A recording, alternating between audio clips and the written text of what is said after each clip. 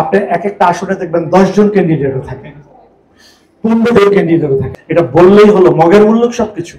আসলে যারা পিআর পদ্ধতি নিয়ে কথা বলছে, আমি তাদের কাছে কোশ্চেন রাখতে চাই, তারা বুঝে শুনে জেনে সব টেনে সুন্দরভাবে এটা করছেন তো, নাকি ইলেকশন প্রক্রিয়াকে ব্যাহত করার জন্য জাস্ট একটা স্পিচ ব্যবহার করছেন?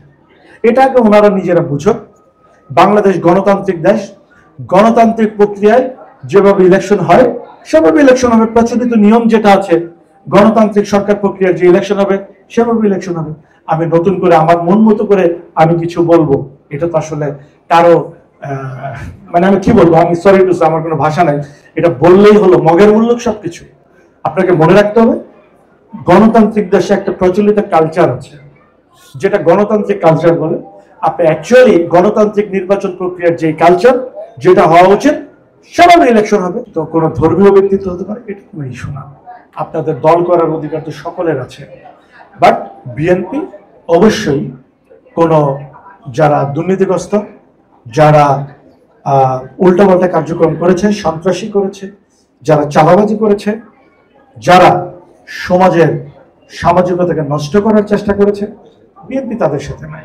আপনারা বিভিন্ন সময় আমাদের নেতা জননেতা তারেক রহমানের বক্তৃতা শুনেছেন, স্পিচ শুনেছেন, আপনারা দেখেছেন উনি কিরকম স্টেপ নিয়েছে। সারা বাংলাদেশে কি পরিমাণ নেতাকর্মী সুকোচ খেয়েছেন, বহিষ্কার হয়েছেন, দেখেছেন না আপনারা? যাই হোক, আমরা বিএনপি বাংলাদেশ জাতীয়তাবাদী দল। আপনি নিজেও যদি মনে করেন আপনি দল করবেন, এই দলের প্রাথমিক সদস্য আপনিও হতে পারেন, কোনো সমস্যা নেই। আমি যদি মনে করি আপনার কার্যক্রমে দলকে কোনো ব্যাহত করবে না, আপনার দলের জন্য হেল্পফুল হবেন, এটা ভিন্ন জিনিস। আর আপনি আরেকটা কথা বলেছেন, মনোনয়ন তো এটা আসলে নির্বাচন হবে, মনোনয়ন এটা তো আসলে যে কেউ, আপনি আমি সবাই মনোনয়ন চাইতে পারি।